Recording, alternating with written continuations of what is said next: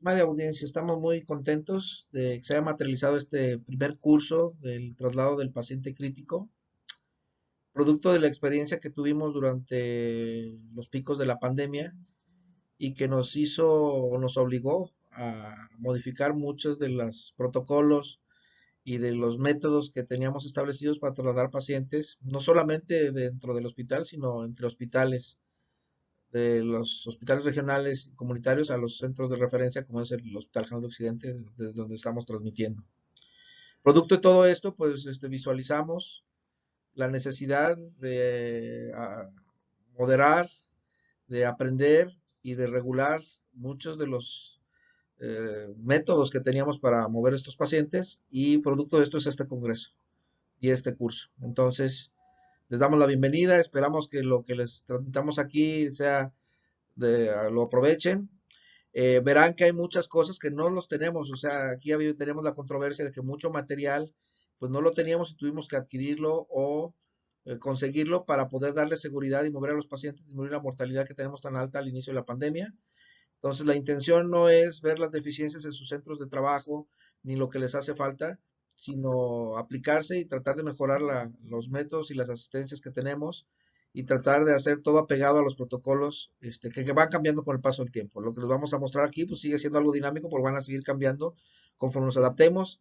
Empezamos a trasladar pacientes COVID y ahora estamos trasladando pacientes de todo tipo, críticos, que antes era muy difícil moverlos. Entonces, esperamos que sea de su agrado y que les sirva este material que les vamos a compartir.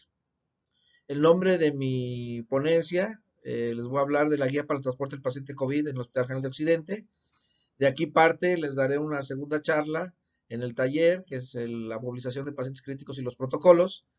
Me presento, yo soy Raúl Baptista, yo soy médico adscrito a UNIMED del Hospital General de Occidente, y sin más preámbulo, pues comenzamos. Bueno, creo que a ustedes les queda muy claro que el traslado de pacientes críticos enfermos, ya sea dentro de un hospital, fuera de un hospital, en el entorno prehospitalario o entre los hospitales, es frecuentemente realizado para permitir el acceso del paciente a mejor atención, atención más especializada, o a centros de atención donde hay recursos que no hay del lugar donde estamos refiriendo, o para estudios. Es muy común que si tú requieres un estudio de imagen, como una tomografía o una resonancia, que tengas que movilizar al paciente a un centro de diagnóstico o a un hospital donde tiene este recurso y regresar nuevamente a su atención al hospital de origen. Entonces, hay un gran movimiento de pacientes que a veces se limita por la gravedad o los padecimientos o lo crítico que se encuentra durante su convalecencia el paciente. Se estima que durante la pandemia de COVID, en nuestro hospital, 3 de cada 10 ingresos que teníamos en el área COVID eran pacientes que ingresaban movilizados de algún centro de referencia.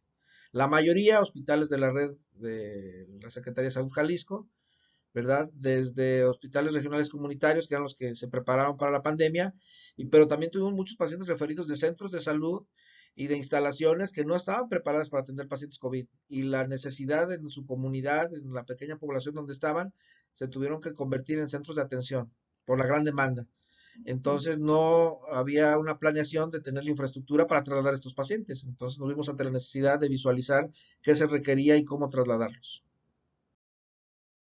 Aquí les voy a estar mostrando a lo largo de la charla algunas imágenes. Estas son imágenes reales de cómo el movilizar a estos pacientes. Si ya movilizar un paciente crítico es difícil, imagínense un paciente crítico infectocontagioso, que al inicio de la pandemia, pues todos teníamos miedo de contagiarnos y de llevar este virus a casa o contagiar a tus compañeros de trabajo. Entonces, al inicio era bastante difícil trabajar con todos los medios de protección. Imagínense esto, altas temperaturas dentro de un entorno contenido, dentro de la ambulancia, la deshidratación, la ansiedad, el calor, el miedo, todo se juntaba para hacer muy complejos y muy demandantes estos traslados. No es algo nuevo, o sea, ya hay muchos estudios y muchos antecedentes, es un tópico frecuente en la literatura, tanto prehospitalaria como en medicina crítica, del movimiento o la inestabilidad que tienen estos pacientes críticos, y como la demanda de su fisiología, que hay una charla que les recomiendo del doctor Luis Romero, que se ha hecho todo un experto en la fisiología del traslado, pues les resumirá durante su taller cómo estos aspectos pues pone en peligro no solamente la vida del paciente, sino que también crea mucho estrés y mucha ansiedad en el equipo médico que lo está trasladando, porque no entendemos esos cambios en la presión arterial o esos cambios en la frecuencia cardíaca o arritmias, ¿verdad? O algunos fenómenos están asociados a la fisiología del traslado, pues lo vemos reflejado en la inestabilidad del paciente. Hay estudios como este que les muestro aquí en Países Bajos que son frecuentes estos efectos adversos. Vean, casi un tercio de las transferencias que se realizan se consideran como un efecto adverso y el 70% de estos se consideran evitables. Es decir, si uno los prevé o visualiza las condiciones del paciente y sus necesidades, pues muchos de estos eventos se pueden prevenir. La mayor parte de estos efectos adversos están relacionados con pues, la falta de preparación o inspección de los equipos, ¿verdad? Falla del material biomédico que llevamos, ¿verdad? De los monitores, del ventilador, de los tanques de oxígeno no están completamente llenos. Entonces, una rutina de estar verificando constantemente dentro de los servicios de traslado de los pacientes, ¿verdad? El personal que involucra las ambulancias, el personal paramédico e inclusive los médicos que hacen los traslados, pues que tengan una rutina de estar verificando que todos los equipos están cargados, que todos los equipos estén llenos, abastecidos y que no hace falta recursos. Otro motivo común es la preparación inadecuada, o sea, la realidad de nuestro país es de a quién le toca el traslado, al que esté de turno y te subes, ¿no? Y normalmente mandan al que menos experiencia tiene, porque la jerarquía hace que el médico con más experiencia es el que se queda atendiendo pacientes y el de menos jerarquía es el que suben a la ambulancia en el traslado. Entonces es el que se enfrenta a estos retos y a todos estos problemas durante los traslados. Y también otro común denominador es la falla en la documentación, ¿verdad? En la generación y en la transferencia de los documentos y la comunicación deficiente, que ese es endémico aquí en nuestro país.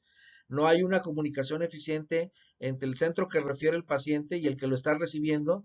Y es rarísimo que el médico que lo tratante que está mandando el paciente se comunique con el médico que lo recibe. Aunque vienen todos los manuales y se debería estar protocolizado, en la realidad es muy poco común que eso suceda y es un secreto a voces que es como el teléfono descompuesto, o sea, los que realmente están haciendo los traslados tienen la información errónea o incompleta o transcriversada de la realidad del paciente. Entonces, eso es lo que hay que cambiar y es el objetivo de este taller, este curso que estamos impartiendo. Los pacientes críticamente enfermos pueden estar expuestos a cambios fisiológicos significativos durante el traslado, ¿verdad? De esto vamos a hablar en otra sesión, ¿verdad? Específicamente el doctor Luis Romero, en la fisiología del traslado. Y ahora aquí les resumo los más importantes. El paciente se ve sometido a hipoxia, a cambios en la tensión arterial, puede ser dependiendo de las circunstancias, la altitud del nivel del mar, la temperatura, hay muchas variables, padecimientos propios del paciente o la situación clínica del paciente, que puede ser hipertensión, hipotensión, dependiendo de la situación, generación de arritmias cardíacas, y esto es muy importante, cambios en la presión intracraneal, que aquí la que más problemas nos genera son los cambios hacia que se eleve, ¿verdad? La presión intracraneal. Entonces, la realidad es que los pacientes son trasladados con mayor frecuencia de un entorno prehospitalario, puede ser la casa, puede ser un centro de atención médica de emergencias, un puesto de socorro, la vía pública misma, donde ocurre el evento y traslada al paciente al hospital o un servicio de urgencias. Entonces, y esto normalmente se hace por vía terrestre.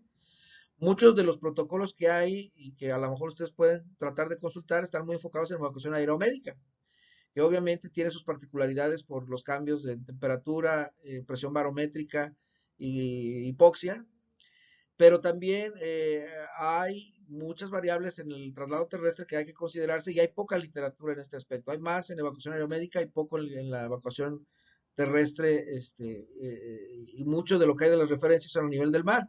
Aquí creamos un problema porque en México, muchas de sus ciudades pobladas pues, no están al nivel del mar, están sobre el nivel del mar, unas muy altas, por ejemplo la ciudad de Toluca, que está cerca de 6.000 metros sobre el nivel del mar, entonces estamos hablando de cambios en la presión parcial de oxígeno, el aire que se respira y la presión barométrica, y que eso no se considera porque la mayor parte de la información que hay disponible pues está a nivel del mar.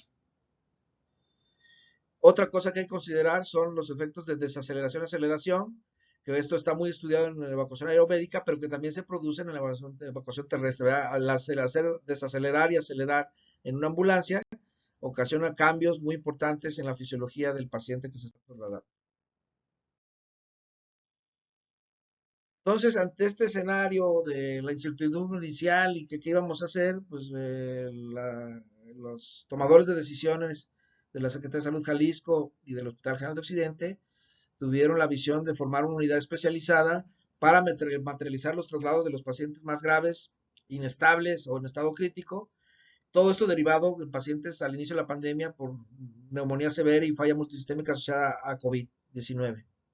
Y que gran parte de estos pacientes estaban siendo referidos de los hospitales de la red de la Secretaría de Salud, ¿verdad? Hospitales comunitarios, hospitales regionales, algunos cercanos a una hora de camino, pero algunos muy lejanos, ¿verdad? Puerto Vallarta, 4 o 5 horas, y hay otros más, la zona de más lejanas de Jalisco, se pueden hacer traslados de hasta 6 o 8 horas. Entonces, imagínense esto por vía terrestre. No se daba abasto a la evacuación aérea, o sea, la SAMU Jalisco tiene un helicóptero, pero era imposible que el helicóptero volara a todos lados y trasladar tantos pacientes, entonces, sobre todo los lejanos. Hubo esta necesidad de implementar UNIMEC, que es la Unidad de Intervención de Medicina Crítica, enfocándonos en trasladar y asesorar para los traslados de la red de hospitales de la Secretaría de Salud hacia el Hospital General de Occidente, que es el centro más grande, de que era el centro de referencia en su momento durante los picos de la pandemia. Entonces, Unimec, ¿verdad? Que nos van a ver a muchos de los ponentes que traemos estos logos en nuestros uniformes, ¿verdad? Y nos identifican como parte de la Unidad de Intervención de Medicina Crítica. Es una unidad especializada en atención y traslado interhospitalario de pacientes críticos entre unidades de la salud del estado de Jalisco. Esto ya evolucionó, porque ya no solamente estamos trasladando pacientes entre hospital y hospital, sino que ya estamos haciendo movimientos dentro del hospital. O sea, un paciente que estaba en terapia intensiva, intubado y ventilado con soporte ventilatorio mecánico, para moverlo a tomarse su tomografía dentro del mismo hospital, esos movimientos los coordinamos y los supervisamos nosotros. Hay muchos errores que ponían en peligro la vida del paciente. Lo muy común era desconectarlos del equipo de ventilación y trasladarlos ambuceando. Eso lo vimos muy frecuentemente.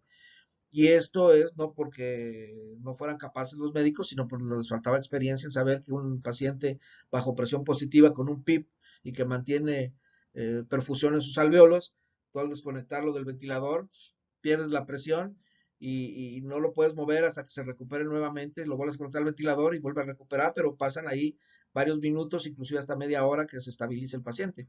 Entonces, ese tipo de detalles en que si el paciente está ventilado con un equipo mecánico, pues hay que trasladarlo con el ventilador o darle apoyo con un ventilador portátil, que nosotros tenemos en nuestra unidad ventiladores portátiles, ya se los mostraremos más adelante en alguna de las sesiones, pero no todos los hospitales o no todos los centros de atención pues tienen ventiladores portátiles, hay que moverlo con el ventilador. Ese tipo de detallitos y disminuyó mucho la mortalidad y las complicaciones en nuestra unidad de atención. Entonces,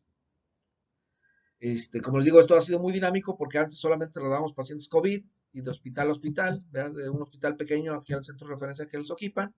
Evolucionó que empezamos a trasladar pacientes que ya no son COVID, son pacientes críticos graves, quirúrgicos, neuroquirúrgicos, con crisis metabólicas y que en otras condiciones no lo trasladarían, los estamos trasladando con muy buena sobrevida, bajo riesgo. Y también este entorno de que hacemos ya movimientos dentro de la infraestructura de nuestro hospital, los traslados de pacientes críticos que en otras condiciones no los moverían, los movemos con muy buena sobrevida y con bajas complicaciones. Entonces, eso es algo que ha ido evolucionando con el paso del tiempo. Entonces, Unimec nació de la necesidad de movilizar pacientes con diagnóstico de COVID y todo esto inició cuando empezaron los primeros casos aquí en Jalisco, que fue en marzo del 2020. Tuvimos el primer reto, que fue el 1 de junio del 2020, que se materializó como la Operación Apolo, cuando alcanzó el límite de pacientes que podían tener en la sala de medicina interna en el cuarto piso en el Hospital General de Occidente. Se diseñó la estrategia de abrir una nueva infraestructura que está al lado del hospital, que era un hospital geriátrico, se rehabilitó y se puso la infraestructura para poder recibir pacientes COVID, toda la instalación, o sea, era un hospital COVID prácticamente, con todos los servicios, tenía gabinete de diagnóstico, quirófano, sala de labor de expulsión, o sea, era un hospital dedicado y preparado exclusivamente para atender pacientes COVID.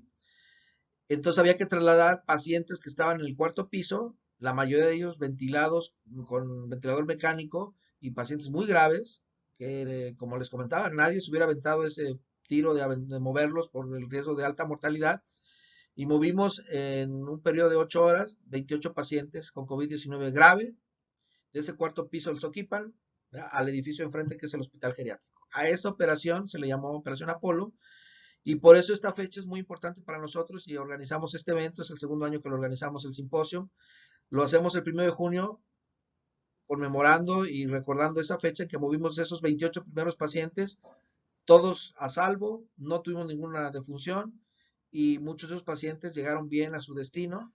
La mitad de ellos se recuperaron de COVID y regresaron a su casa. Entonces eso nos habla del éxito de la operación. Son pacientes que en otras circunstancias hubieran muerto en el traslado si lo hubiéramos hecho a la antigüita de nada más súbelo a la camilla y muévelo y ambuceándolo, no, la mortalidad hubiera sido muy alta. Entonces fue todo un éxito la operación Apolo y la recordamos año con año. Espero que haya muchos simposios más. No quiero que haya COVID, pero sí tenemos mucha información que año con año esperamos estar transmitiendo en estos eventos recordando esta fecha. Entonces, hablando ya de UNIMEC, la UNIMEC tiene un objetivo, una misión y una infraestructura. Rápidamente les hablaré que nuestro objetivo es materializar traslados de pacientes con necesidades de terapia intensiva y cuidados críticos, así como usuarios de servicios contagiados o con sospecha de contagio por COVID-19. Ese era nuestro objetivo inicial. Como les comento, esto ya ha evolucionado en que ya trasladamos de todo tipo de paciente crítico, ya no es solamente especializada en COVID. Nuestra misión inicial era aumentar la eficiencia y la calidad de los traslados de pacientes que así lo requieren en diferentes niveles de atención en la red de servicios de salud del Estado de Jalisco. Y nuestra infraestructura, al momento del inicio de la pandemia, nos dotaron con ambulancias tipo 3. Recuerden que lo que define el tipo ambulancia, y habrá una charla específica sobre esto, de que es una unidad tipo 1, tipo 2, tipo 3, de acuerdo a la norma oficial mexicana correspondiente. La tipo 3 lo que lo define es el personal y la infraestructura que está subido a la ambulancia. No es el modelo de la ambulancia, ni el tamaño de la ambulancia, ni los foquitos que tiene. Es la infraestructura, tanto humana, principalmente, es lo más importante, y el recurso material que está subido. Entonces, en este tipo de ambulancias tipo 3, tenemos equipo de reanimación, o sea, tenemos monitor desfibrilador cardiovertor, tenemos un ventilador portátil y tenemos equipo para resolver emergencias de alto nivel de complejidad. Y obviamente el recurso humano son médicos. En nuestros equipos solamente tenemos médicos, que fue una gran diferencia. Otros servicios funcionan con paramédicos, enfermeras.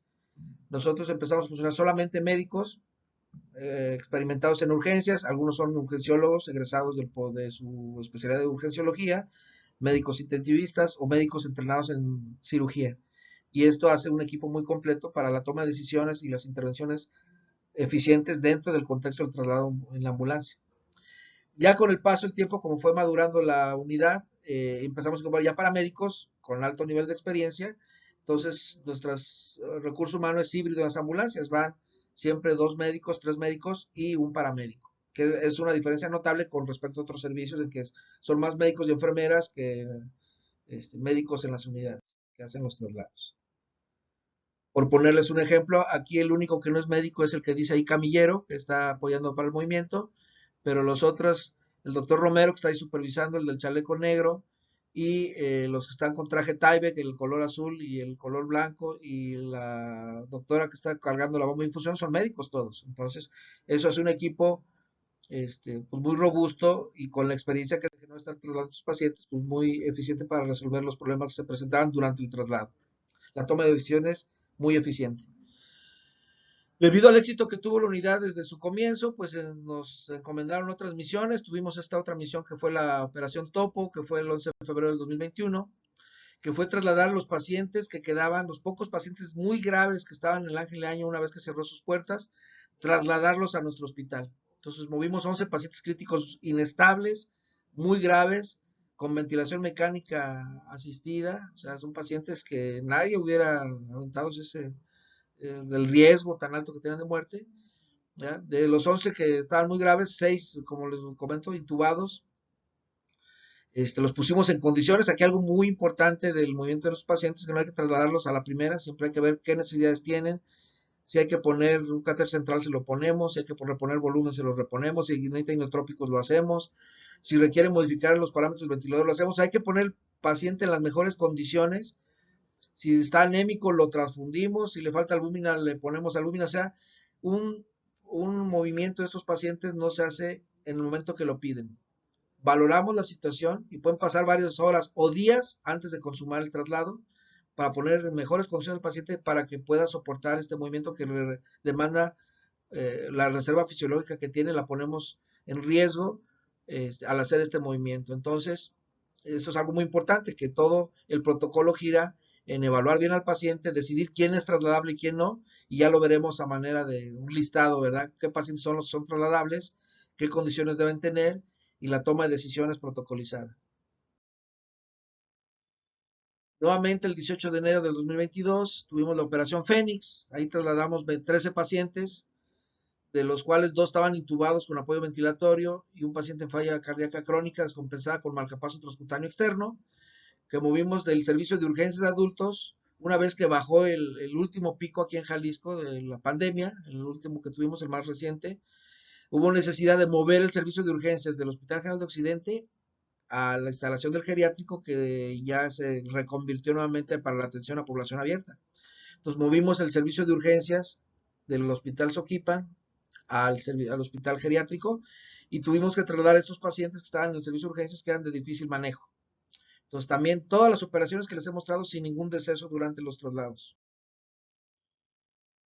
Les muestro algunas escenas. Como pueden ver, van a ver que hay personal que no son de Unimed, que no son del Hospital General de Occidente y que se han acercado a nosotros o hemos hecho cursos, no solamente aquí en el hospital, hemos hecho cursos presenciales cuando se lo permitió la pandemia, en hospitales regionales y comunitarios donde nosotros íbamos y reunían personal de Protección Civil, de Cruz Roja, de Cruz Verde, personal de la Secretaría de Salud Jalisco, de la unidad que estábamos visitando, y los empezamos a adiestrar en este tipo de maniobras y de protocolos que en ese momento estábamos apenas madurando, todavía no estaban ni escritos, estábamos aprendiendo durante la pandemia y poniendo en papel qué funciona y qué no funciona.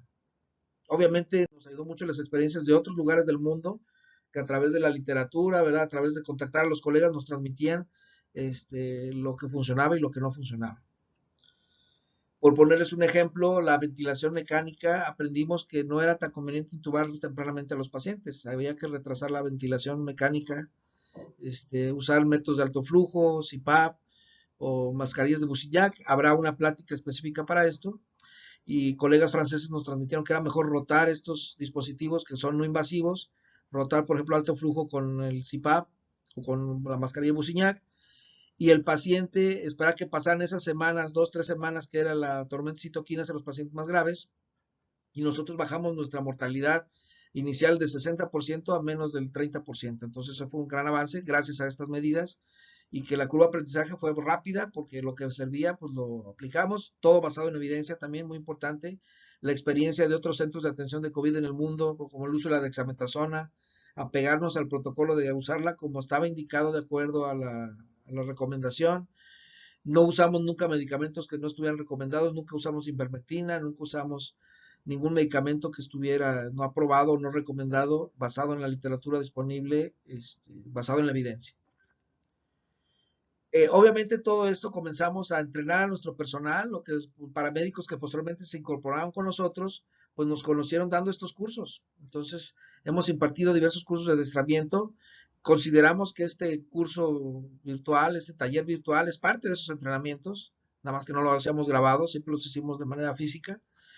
De esos primeros cursos que teníamos, maduramos la plática que ha preparado el doctor Romero al paso del tiempo de fisiología del traslado, pues dimos un curso de entrenamiento para que los choferes de ambulancia, los paramédicos, las enfermeras entendieran, los mismos médicos, o sea, si no te has subido una ambulancia por la parte de atrás y como pasajero, no sabes lo que es la sensación de estar mareado y de estar, te conviertes en un paciente junto con el que estás trasladando por las maniobras violentas que hacen la mayoría de los conductores, que pues no tienen idea nada de esto de la fisiología del traslado. Entonces, este primer curso que dimos fue en Tamazula en junio del 2020 y otro en Sayula en noviembre del 2020. Hemos dado muchos cursos más, estos fueron los primeros sobre fisiología. Dimos también un curso para el personal de movilidad hospitalaria, nuestros camilleros en el Hospital Soquipa, que hablaran el mismo idioma de nosotros, nos transmitieron mucho de su conocimiento de muchos años de ser camilleros aquí en el hospital, aprendimos de ellos y nosotros les transmitimos las necesidades que teníamos al ser pacientes de alta complejidad. Fue un curso de 90 horas que se dio en septiembre a noviembre del 2020 aquí en el Hospital General de Occidente. algunas imágenes de cuando hicimos publicidad y tratando de reclutar la mayor parte de la gente que estuviera interesado para que se involucrara en este esfuerzo de madurar y crear la unidad de Unimec. Una vez que empezamos a tener este éxito en tratar pacientes, nos empezaron a pedir apoyo a operaciones de la Secretaría de Salud que no tenían nada que ver con COVID. Un ejemplo de esto es el examen nacional de residencias. Participamos dando seguridad y atención médica en el centro donde se evaluaron los aspirantes a la residencia, ¿verdad? Y fíjense, dentro de la instalación, durante los exámenes, que fueron 3 días, el 8, 9 y 10 de octubre del 2021, hubo 47 atenciones médicas. Tuvimos desde dolores de cabeza y ansiedades, que eran muy comunes, hasta una amenaza de parto pretérmino. Una aspirante residente embarazada de término, que con la emoción del examen ahí tuvo contracciones a ese nivel. Entonces, la Unimec empezó a prestar servicios que no estaban directamente relacionados con COVID. Otro que también estuvimos bastante tiempo apoyando fue el puesto médico avanzado en el macrocentro de vacunación instalado en el Auditorio Benito Juárez. Tuvimos un precedente que fue el Estadio Akron, cuando hicieron el megacentro de vacunación, el drive-thru. Entonces participamos en todos estos eventos. Recientemente terminamos de apoyar el Auditorio Juárez, donde se vacunaron más de 4 millones de personas solamente aquí de Jalisco en ese macrocentro. Entonces, el más grande de los más grandes del país. Y obviamente nuestra participación fue enfocada en atender las ESAVIS in situ, o sea, los eventos supuestamente asociados a vacunación. Tuvimos desde algo leve, ¿verdad? Como desde ansiedad hasta síncopes, hasta verdaderos cuadros de crisis epiléptica o anafilaxia. Y creo que somos un referente a nivel no solo nacional de la organización y de la efectividad, porque nunca tuvimos una defunción, a diferencia de otros centros, sobre todo con estas cosas graves, ¿no? De anafilaxia o eventos isquémicos agudos durante la aplicación de la vacuna o posterior a la aplicación de la vacuna.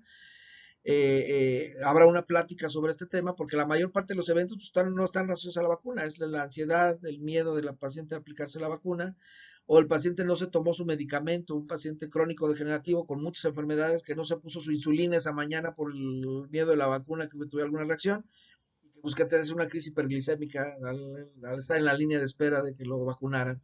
O el otro extremo, ¿verdad? Los que hacen hipoglicemia. Ese tipo de eventos son coincidentes con la vacunación. Entonces ya les hablarán un poquito de algo de estadística de estos ESAVIS, pero ahí la Unimec estuvo prestando apoyo con un equipo médico en 2 turnos, tanto matutino como vespertino.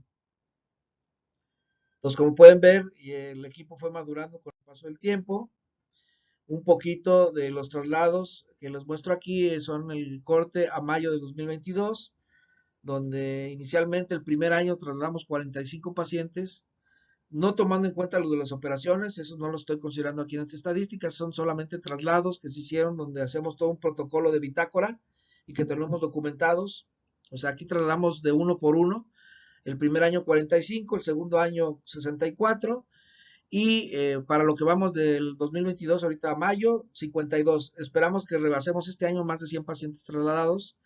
Si pueden ver la mortalidad, solamente hemos tenido una defunción durante el movimiento, que fue al inicio, en el 2020, y ya el resto de movimientos, cero mortalidad. Entonces yo creo que esta experiencia que nos ha dejado el combatir la pandemia, con ver de cerca COVID y el reto que es trasladar a un paciente grave con COVID, nos ha enseñado que sí podemos hacer cosas que le cambian la esperanza de vida a ese paciente, darle una esperanza de salir adelante al moverlo de un lugar a otro para recibir mejor atención, realizar un estudio diagnóstico para tomar la decisión más correcta. Esa esperanza se la da al que lo muevas. Entonces, esta experiencia yo creo que ha sido muy valiosa. Es un total de 161 pacientes a esta fecha de corte.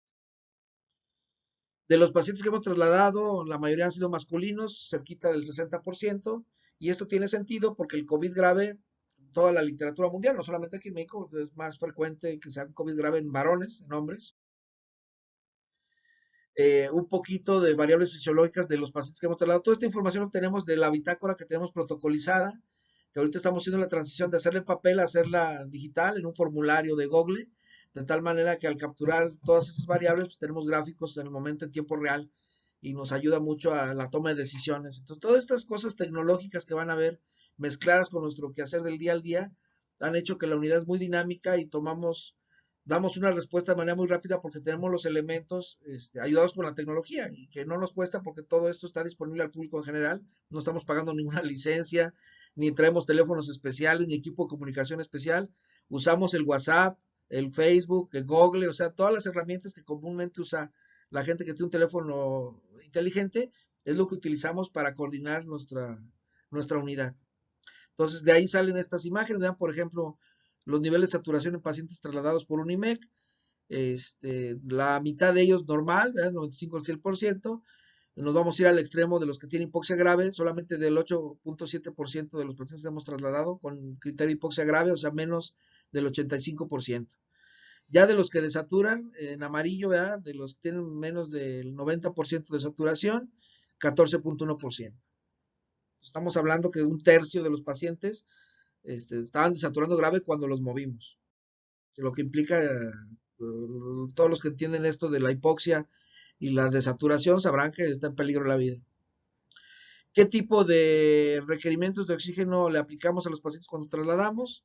Aquí los tres grandes rubros que estamos viendo aquí en color azul, ¿verdad? Un 22%, 22.6, aire ambiente, un 27.8% puntas nasales y un 29.2% con ventilación mecánica invasiva, o sea, pacientes intubados. Esto nos da idea que un tercio de los pacientes que trasladamos son pacientes graves que están intubados con un ventilador mecánico. Entonces, es un paciente que requiere aspectos técnicos y experiencia para poder moverlo con el ventilador. Los requerimientos de oxígeno con diferentes mecanismos de ventilación. Aquí, esto usualmente lo utilizamos en puntas nasales y en mascarillas reservorio. Como pueden ver, está muy homogéneo y lo que más nos demandó fueron 26.9% demandas de 5 litros. Esto luego nos sirve para estimar qué tanto oxígeno se consume o qué tipo de tanques, o si debemos llevar tanques adicionales dentro de nuestras ambulancias, porque entre más flujo de oxígeno, mayor requerimiento, pues mayor consumo, y esto al principio de la pandemia nos quedamos, que se nos andaban acabando los tanques, entonces aprendimos a estimar cuántos tanques necesitamos para un traslado basado en estos consumos. Todo esto ya veremos más adelante, entonces todo esto está protocolizado, o sea, todo les enseño ahorita nada más imágenes muy ilustrativas, pero ya verán cómo todo esto está por escrito, las rutinas que hace el personal que mantiene las ambulancias y las rutinas de los médicos de tener el equipo listo para la emergencia o el traslado, un tiempo de respuesta mínimo y mover de manera segura a estos pacientes.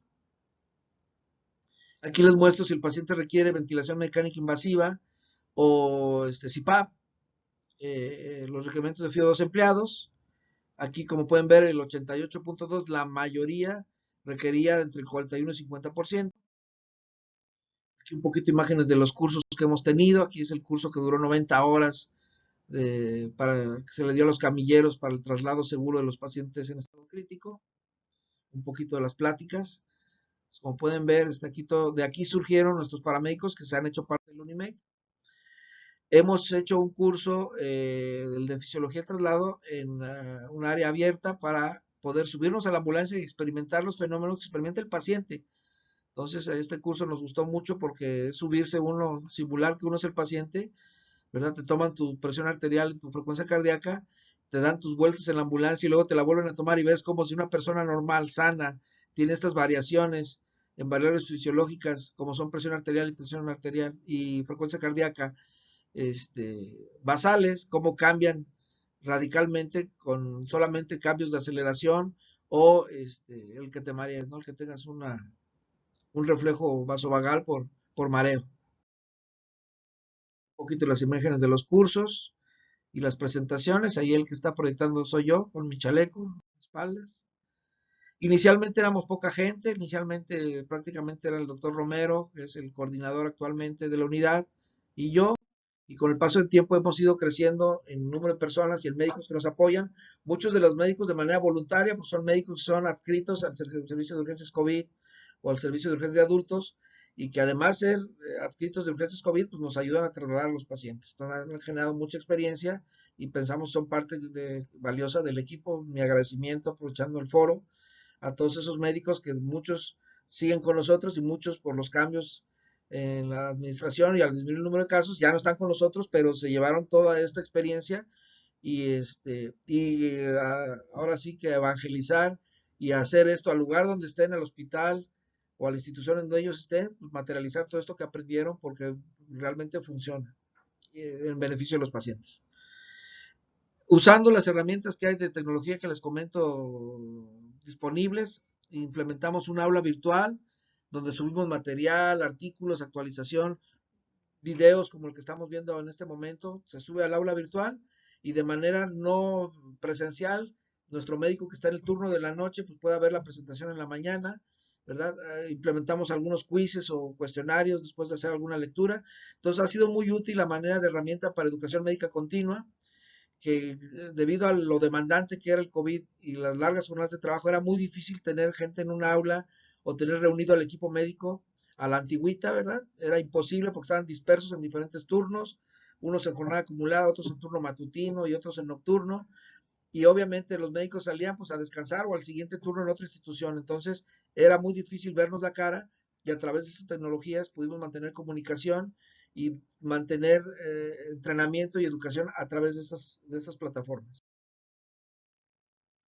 También tuvimos la fortuna de la vinculación del equipo de Cavanta, que la Cavanta es una empresa que gestiona cursos de avanzado para emergencias cardíacas, reanimación cardiopulmonar básica, y este tipo de cursos para muchos de nuestros médicos, que muchos eran administrativos antes de la pandemia, o médicos jóvenes recién egresados, o médicos que nunca habían estado en un servicio de urgencias. Ellos son los que le hicieron frente a la pandemia, pues requerían de habilidades que estos cursos visualizamos que eran muy útiles. Entonces, un convenio que tuvo el Hospital General de Occidente, el apoyo para que con Cavanta pudiera dar una cuota moderada, con descuento, se impartían estos cursos a nuestros médicos. 22 de nuestros médicos se pudieron certificar desde cursos BLS, de reanimación cardiopulmonar básica, reanimación cardiopulmonar avanzada y de farmacología y interpretación de electrocardiograma. Entonces fueron de mucha utilidad el practicar el maniquís para luego esto trasladarlo a los pacientes. Aquí pueden ver algunas imágenes de los cursos. Y esto, la gran ventaja de que el equipo Cavanta venía al hospital y lo hacían dentro de nuestras instalaciones con nuestro equipo. Tuvimos que disminuir las guardias, ¿verdad? Se quedaba uno de guardia y el otro a recibir el entrenamiento de acuerdo a las necesidades. O sea, los que necesitaban entrenamiento tuvimos que ser flexibles en el sentido de tener disponibilidad y tiempo para poder hacer los cursos. Y aquí los egresados, vean, aquí tenemos uno de los cursos al finalizar con su certificación. Y todo esto, pues, además de la felicidad de haber terminado el curso, el conocimiento que se adquiere que tiene una aplicación práctica inmediata, porque era salir del curso y entrarle al área COVID a ver pacientes ahora sí que graves de la vida real.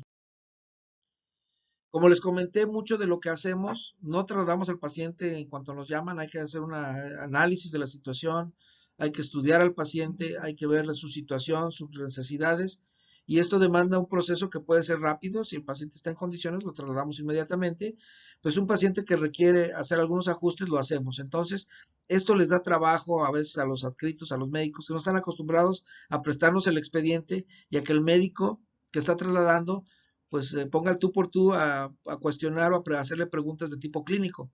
Entonces estamos en un proceso de aprendizaje, creo que hemos madurado mucho este aspecto, tanto en nuestro hospital como en otros hospitales, pero sigue siendo un reto, ¿verdad? De que las enfermeras están acostumbradas a que el que los traslada es el paramédico de Cruz Roja, o peor aún, el que los traslada es el chofer, mandan al chofer de la ambulancia con una enfermera. Son los que están trasladando en las unidades periféricas los pacientes. Entonces, cambia la dinámica completamente. Al ser un equipo de medicina crítica el que está trasladando, pues necesitamos información y mucha de esta información la tenemos aún antes de llegar al hospital a trasladar al paciente. A través de los medios virtuales, pues nos hacen llegar el expediente clínico, las imágenes de radiografías, el electro, los estudios, la hoja de referencia. Entonces analizamos la situación aún antes de llegar al lugar del destino para recoger el paciente, o también ya muchos de los hospitales nos trasladan los pacientes, no vamos nosotros, ellos trasladan el paciente con sus propios medios, pero ya hay una telemedicina, hay un diálogo en el que nos presentan al paciente, evaluamos la situación, gestionamos el espacio, y hay una interacción médico a médico en la que permite trasladar al paciente de manera más segura. Entonces, esto estará en el protocolo que les hablaré más adelante. Aquí les muestro una imagen de nuestro primer simposio que tuvimos hace un año, el 1, 2 y 3 de junio. Esta imagen que están viendo es el primer paciente que estamos trasladando en la operación Apolo, ese 1 de junio del 2020, y esta imagen se quedó para la historia, y esta es la imagen del segundo simposio. Este es nuestro cartel del simposio actualmente, esperemos que haya muchos más, a lo mejor ya no nos toca a nosotros, nos relevarán aquí en la unidad, pero que se quede esta tradición de celebrar esta fecha como algo que mejoró la atención de los pacientes en nuestra red hospitalaria. Un poquito más de imágenes de traslado. Todo esto es con pacientes reales, son con pacientes muy delicados, muy graves, como podrán ver, son pacientes con ventilados, ahí se ven los tubos del ventilador mecánico, en este caso un ventilador portátil, y todo esto bajo el contexto de la pandemia con los equipos de protección, todos los protocolos para evitar que nos infectáramos. Entonces, el equipo de Unimec, ya maduro, teníamos una cartera de servicios que iba desde la evaluación y traslado de pacientes críticos y casos COVID.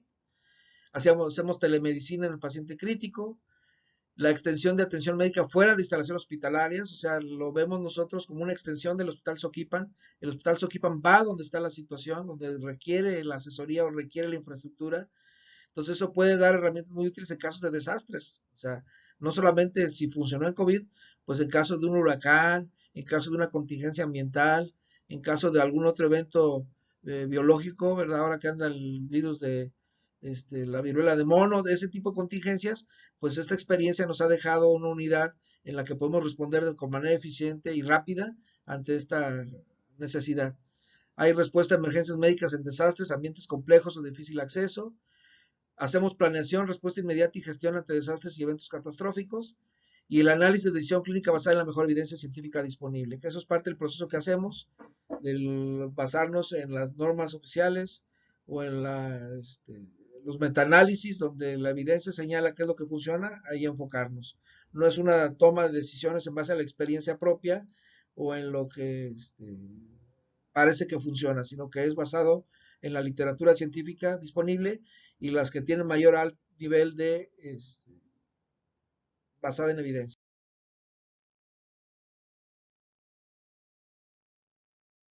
Entonces aquí vemos cómo el equipo ya trabajamos de manera coordinada.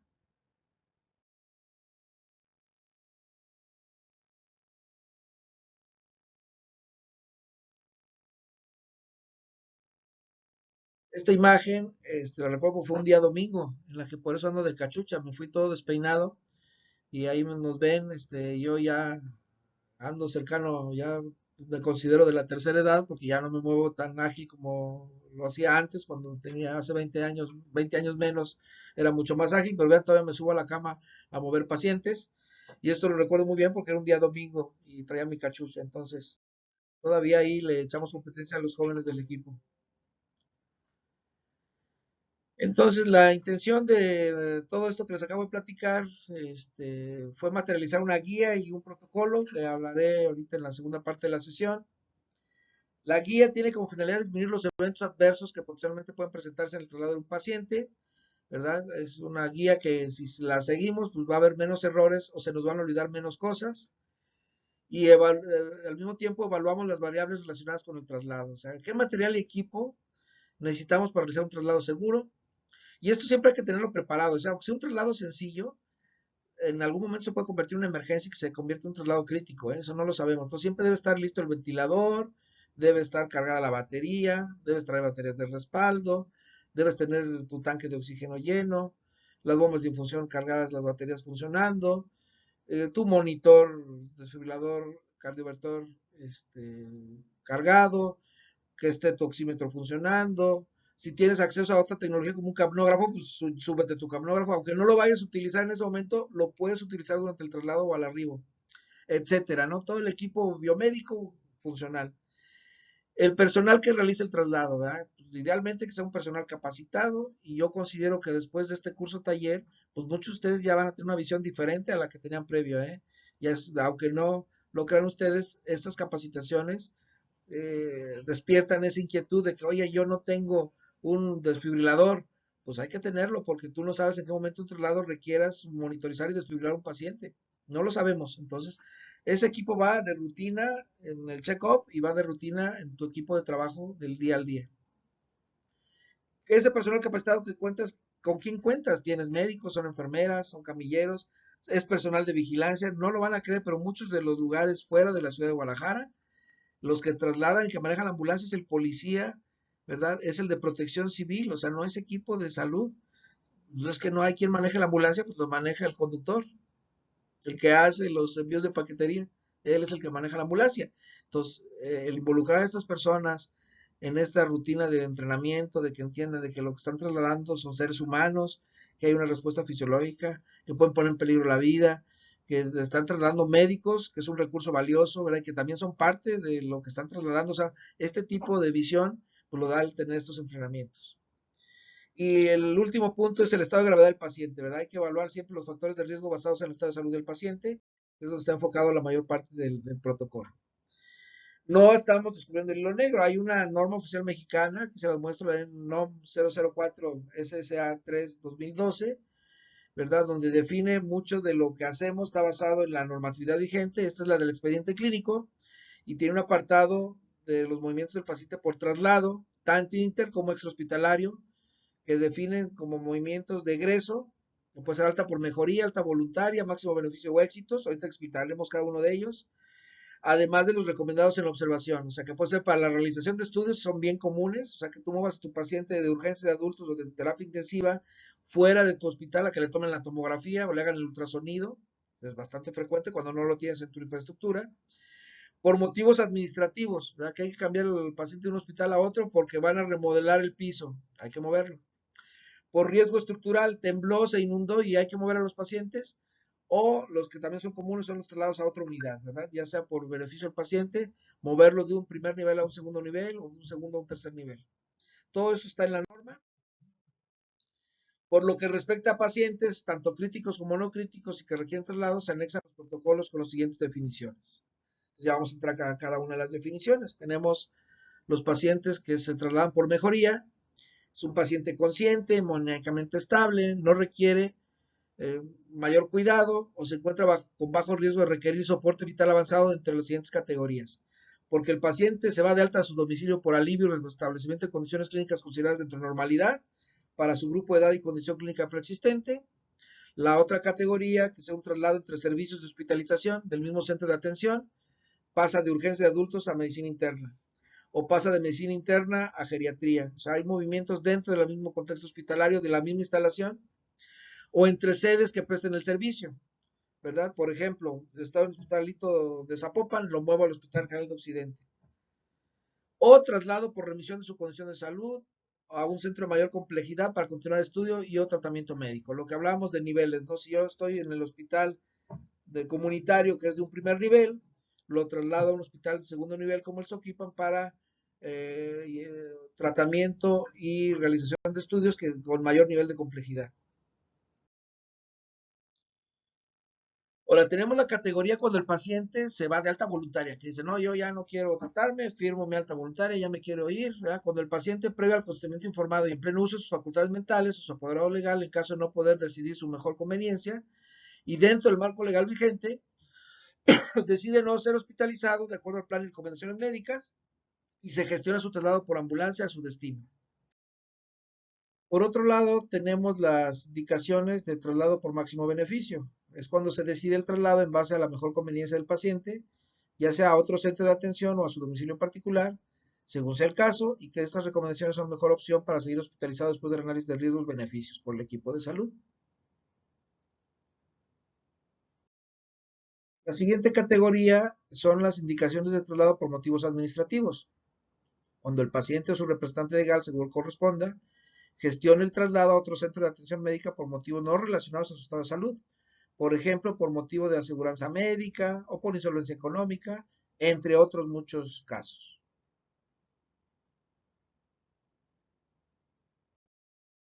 Tenemos también las indicaciones de traslado por riesgo estructural. Ya habíamos comentado previamente que en caso de catástrofes o situaciones donde las instalaciones ponen en peligro o no se encuentran en estado idóneo para satisfacer las necesidades de atención de los usuarios del servicio de salud, pues se decide mover al paciente.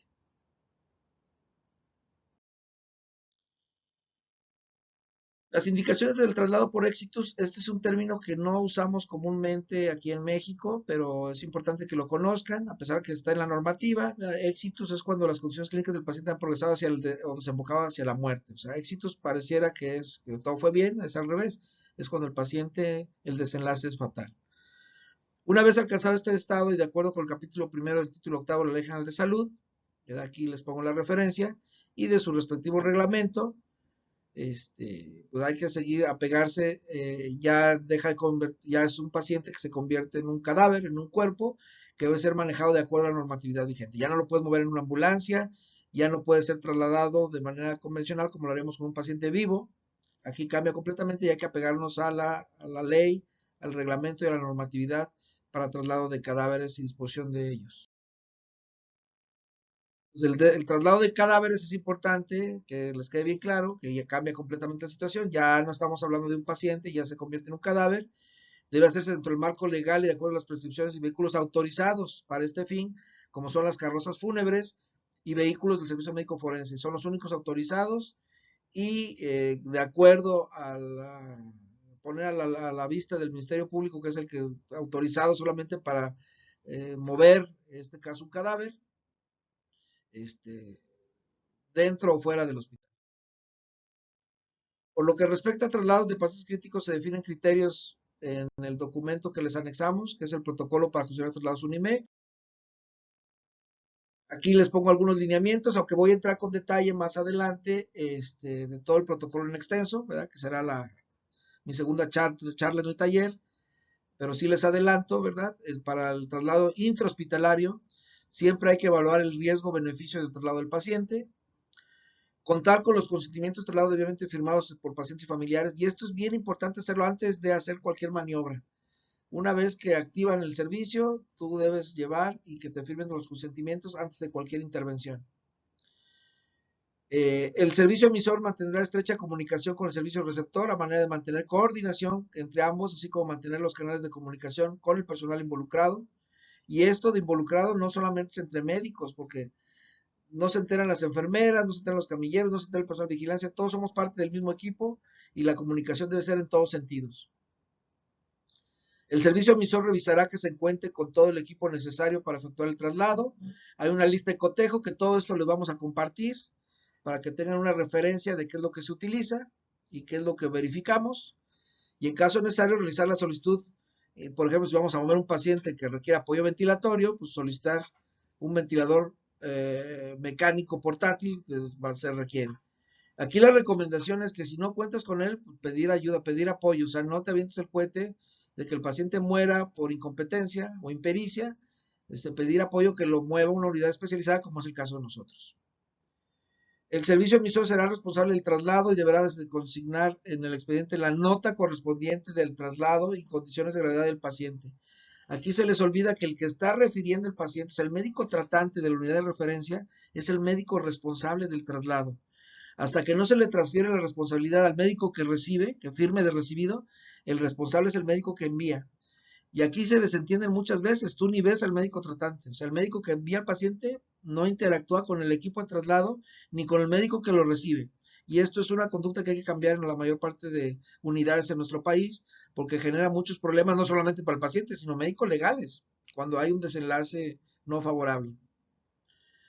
Todo traslado de paciente con afección pulmonar grave, hablando en el contexto de COVID, deberá contar con gasometría arterial previa, o sea, no hay que mover pacientes y quedarnos con la pura gasometría de dedito, con oxímetro, hay que tomar una gasometría arterial previa al movimiento para tener la certeza de la saturación parcial de oxígeno en sangre arterial, en los niveles de bicarbonato, los niveles de CO2 y el lactato. Y si se considera los exámenes complementarios que requiere el médico que va a realizar el traslado. Si requiero hacer una tomografía y tener la certeza que no hay un hemotórax, se la tomo. Si hay riesgo que haga un hemotórax, le pongo un tubo, aún antes de trasladarlo para que el traslado sea seguro. El traslado deberá ser efectuado por al menos un médico, una enfermera y un camillero. Ese sería el equipo mínimo de Unimec. Como les comento, la mayor parte de los traslados somos más de 2 o 3 médicos y equipo paramédico, que puede ser una enfermera o un paramédico. Pero los traslados, es muy raro que nosotros hagamos traslados con menos de 2 médicos. Los mínimos son 2. Los traslados deberán ser efectuados en los turnos que se cuente con personal calificado. Esto es muy común, ¿no? Que quieras el traslado a las 3 de la mañana y cuando pase el evento no hay ni quien te auxilie, ni quien te ayude, ni quien te abra la puerta. Entonces, muy importante que se programen en la hora donde está todo el equipo completo, en horarios donde hay capacidad de respuesta.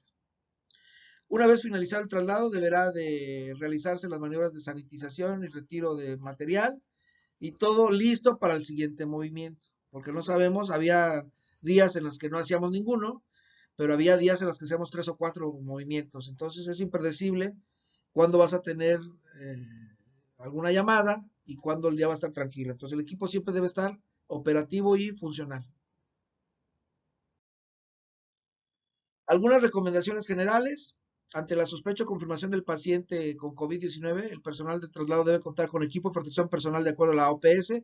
Esto ha cambiado, porque estas imágenes que yo les mostré, que estábamos como astronautas, con Tyvek, con mascarilla N95, gogles, careta, todas las medidas de protección, hemos aprendido que el COVID no se contagia tan fácil y que es necesario, principalmente por vías respiratorias. Si tú eres protegida tu nariz y boca con una mascarilla N95 es suficiente para el manejo de estos pacientes.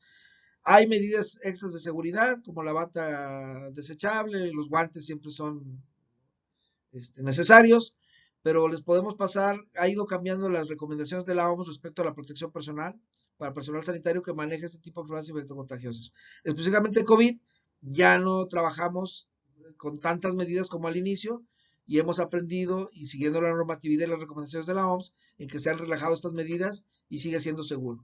Siempre la seguridad del trabajador es la salud ante todo para poder se nos enferma el personal de salud y nos incapacitan los servicios.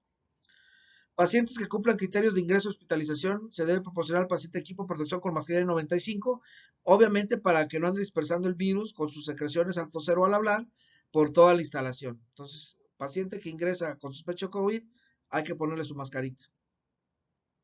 Para efectuar el traslado de pacientes COVID-19 entre cualquiera de las áreas del hospital, el personal clínico y operativo debe de contar con equipo de protección personal de acuerdo a la OPS y a la OMS, y hay que tener un plan de desplazamiento interno de pacientes COVID. Hay un flujo, generalmente se recomienda que sea de una sola dirección, que tenga un área de entrada y un área de salida, y hay un flujo dinámico en que no te regreses en las áreas. Todo esto se hace en la planeación. Normalmente la recomendación sería que el tomador de decisiones lo discutiera con su equipo médico para que de manera consensada se planeen estos flujos dentro de las instalaciones. Vamos a hablar un poquito de pacientes graves con necesidad de ventilación mecánica. ¿Verdad? Todo el personal involucrado en el traslado de pacientes COVID deberá aportar su equipo de protección personal, como ya comentamos. Designar el personal más capacitado para el traslado del paciente, preferentemente el personal que ya está en contacto directo con el paciente y que cuenta con protección personal.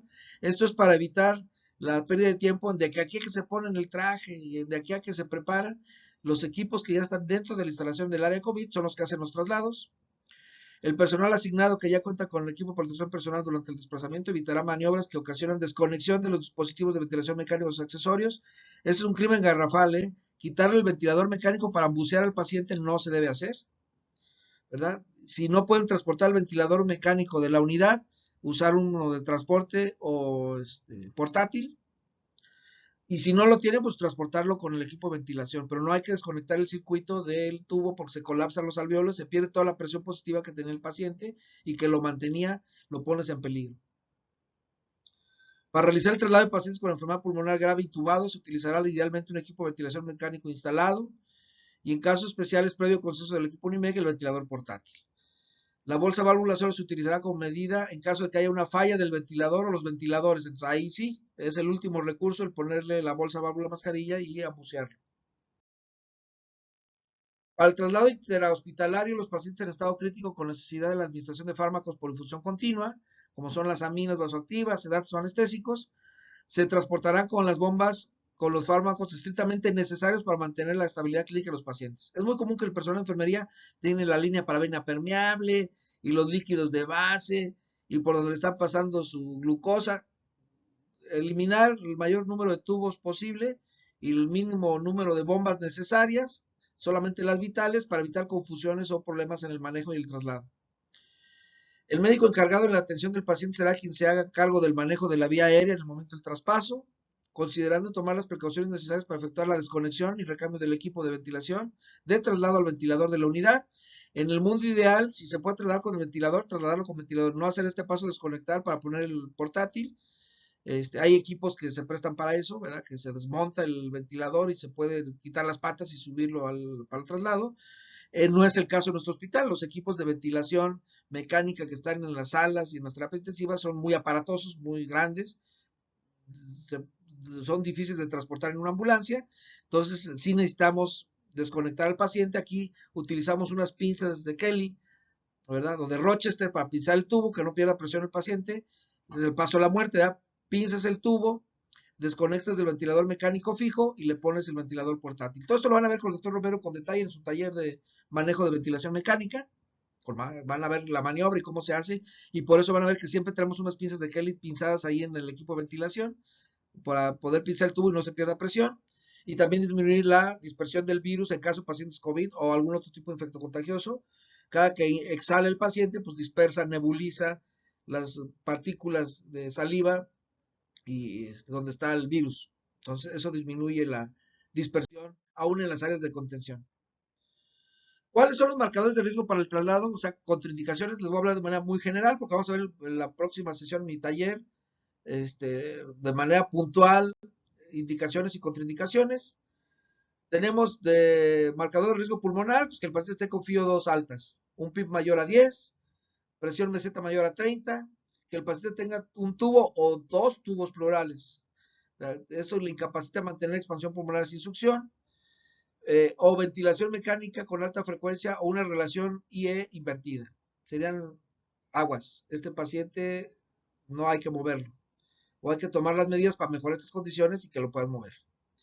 Cardiovasculares, el paciente está hemodinámicamente inestable, depende de aminas, lo tienes con todo lo que da, con la norepinefrina y adrenalina, ¿no? Entonces ese paciente, en cuanto tú lo muevas de la cama, te va a caer en paro o se va a hipotensar. Arritmias sin respuesta a tratamiento. Ya le pusieron antiarrítmicos y el paciente sigue con la taquicardia ventricular o está con complejos ventriculares prematuros y no mejoran, refractarios al manejo farmacológico. El paciente tiene instalado un balón de contraposición aórtico o tiene un marcapaso con captura inestable, ni lo muevan. Otras situaciones. Pacientes con hipertensión endocraniana con necesidad de maniobras terapéuticas, aguas, porque acuérdense que la presión intracraneana se eleva con la aceleración y desaceleración en la ambulancia. Entonces, si un paciente que tú lo tienes con cráneo hipertensivo y lo subes hacia la ambulancia, pues se te va a complicar porque va a aumentar la presión intracraneana aún más de lo que ya tenía. Entonces, hay que instalar medidas antihipertensivas que bajen la presión intracraneana, mejorar su presión intracraneana para poder estar en condiciones de mover al paciente con más seguridad. Y eso puede incluye llegar a la instalación de una válvula, ¿verdad? Un acceso por el neurocirujano, una ventana y para poder trasladar al paciente de manera más segura porque no llega a su destino. Que el paciente tenga un sangrado de tubo digestivo activo, catastrófico. El paciente está taquicárdico, hipotenso y así te lo subes y te lo llevas y el exorcista durante el traslado, ¿verdad? Te baña en sangre y en el primer vómito se te muere en el traslado del paciente. Entonces, ante la evidencia de estado de choque, un sangrado activo, los comunes son de tubo digestivo, pero puede ser de otra fuente, no hay que movilizar al paciente. Síndrome compartimental intraabdominal, estado de choque en general de cualquier causa, cardiogénico, hipovolémico, séptico, el que ustedes gusten y manden, la recomendación es no moverlos. Ya veremos con detalle cuáles son los candidatos, serían los que no son candidatos, veremos con detalle los que sí son candidatos a mover. O si las condiciones lo permiten, mejoran, lo podemos mover. La objeción de conciencia profesional, este es un tema muy importante porque habrá médicos que dicen, pues sí lo sé hacer, lo puedo hacer, pero soy objetor de conciencia. Es la negativa a cumplir un cometido profesional exigido por las leyes o por algún reglamento o protocolo institucional o impuesto por las autoridades legítimas, aduciendo que para ellos razones morales o de conciencia. Su ejercicio no puede ir en detrimento del derecho de los enfermos a recibir las prestaciones sanitarias y pueden acogerse a ella las personas que no pero no las instituciones. O sea, aquí los objetores de conciencia son físicos, personas físicas, pero no pueden ser objetores de conciencia a nivel institucional o todo un departamento, ¿verdad? Que todos los ginecobstetras se nieguen a hacer abortos, que ya lo permite la legislación en algunos estados, y se niegue todo el departamento, la división de gineco a hacerlos. Eso no hay objetores morales institucionales. son personas físicas los únicos que la ley permite que haya objeción moral. El rechazo de tratamiento. Podemos estar ante el escenario que el paciente se niega al manejo, al traslado, o el paciente ya no está capaz de decidir, porque ya está en estado de coma o inconsciente, o su estado neurológico no le permite decidir y está decidiendo la familia. Y la familia rechaza el manejo o el traslado. O sea, es la omisión o la retirada del manejo o tratamiento porque el paciente no da su consentimiento informado válido para iniciarlo o lo retira cuando el tratamiento ya había sido iniciado, aunque el profesional sanitario pueda considerarlo indicado. Entonces también es importante que tengan esto en consideración. Tendremos toda una sesión, un taller de sedación paliativa que le hemos enfocado en niños, nos la va a dar un experto del tema. ¿Por qué niños? Porque son los que a veces se los ponen más guerrosos en los traslados.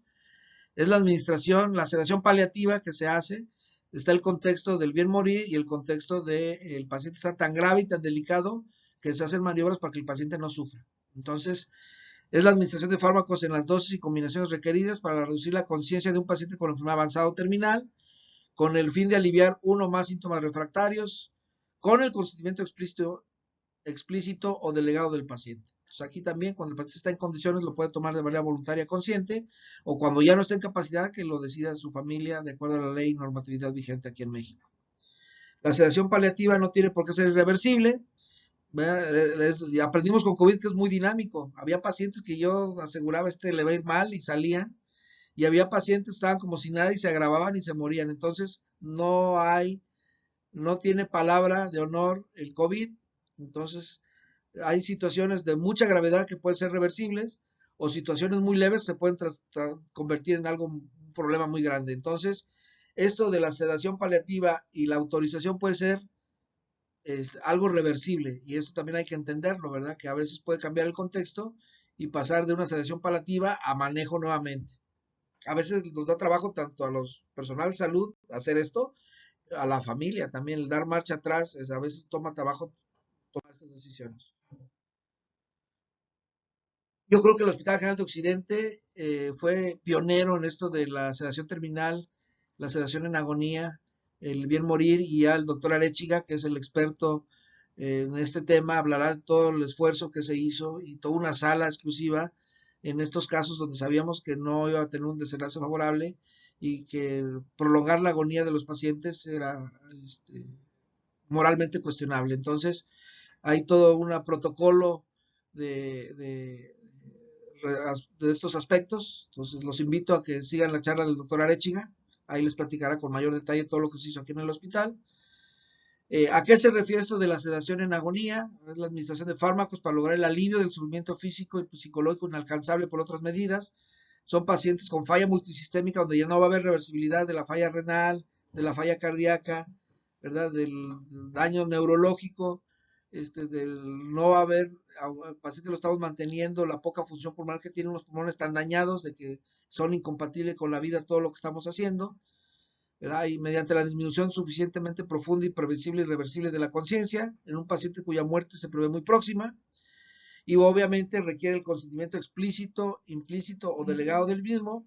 En la mayoría de los pacientes críticos, debido a su incapacidad, este consentimiento se obtiene del familiar o representante legal y el fallecimiento es una consecuencia de la evolución de la enfermedad y no de la sedación. Para que quede bien en contexto, sigan a la doctora Arechiga para entrar más detalles de todo esto.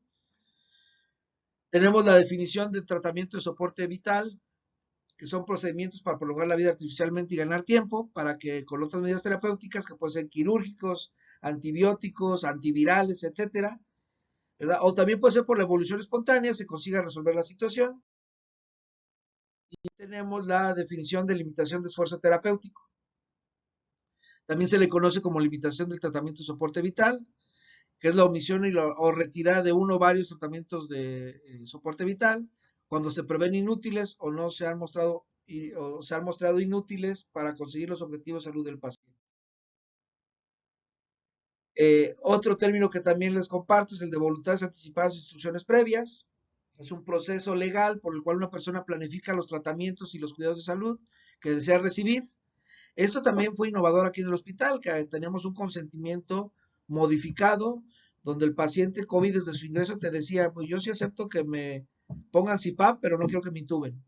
o no quiero que me den reanimación cardiopulmonar avanzada, o permito que teníamos protocolos de investigación, donde el paciente se le prestaba el protocolo, previo consentimiento informado, autorizaba el protocolo, pero no te autorizaba reanimación cardiopulmonar. Entonces, era algo muy dinámico que en un solo consentimiento informado al ingreso definíamos todas estas cosas que sí se podía y que no, y teníamos los protocolos de investigación, ¿verdad? De acuerdo a lo que nos requería COFEPRIS y los comités de investigación, bioética y bioseguridad.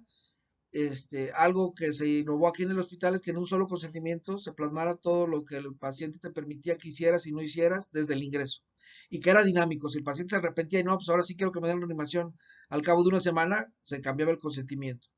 Donde sí protegimos la voluntad del paciente es que cuando la familia quería cambiar el consentimiento, pues protegíamos el último deseo o la decisión del paciente. Si lo que él decía, éramos nosotros custodios de su voluntad, y esto nos ocasionó conflictos a veces con las familias que no entendían esto, cuando era el caso del papá, el abuelo, ellos sí querían que se hicieran procedimientos, pero el abuelito no quería. Entonces, creaba conflictos que aprendimos a lidiar con ellos durante nuestro trabajo en el hospital.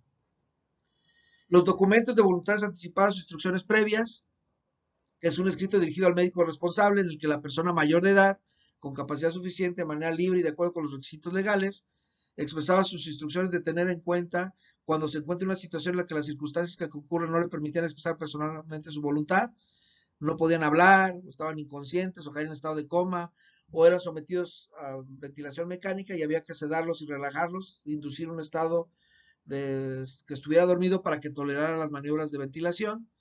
Entonces el paciente expresaba todo esto de manera por escrito previo a los procedimientos. En él se puede designar un representante que sea el interlocutor válido y necesario con el médico o el equipo sanitario y que sustituirá en el caso que no puede expresar su voluntad por sí misma a la persona que él designe. Bueno, les dejo aquí mi correo electrónico, también les dejo mi Twitter y mi celular para en caso de contactarme por WhatsApp. Como el diseño es de un simposio que solamente es expositivo, pero yo sé que puede haber pues, muchas preguntas y cuestionamientos o compartir conocimiento, contáctenme. Vamos a hacer la dinámica que para esto del taller, que es mi siguiente sesión, vamos a hacerles llegar las preguntas a los ponentes y que respondan a sus inquietudes o preguntas y a buscar los canales para intercambiar esta información. Les agradezco mucho su atención y esperemos que sigan acompañándonos durante el taller que tenemos programado.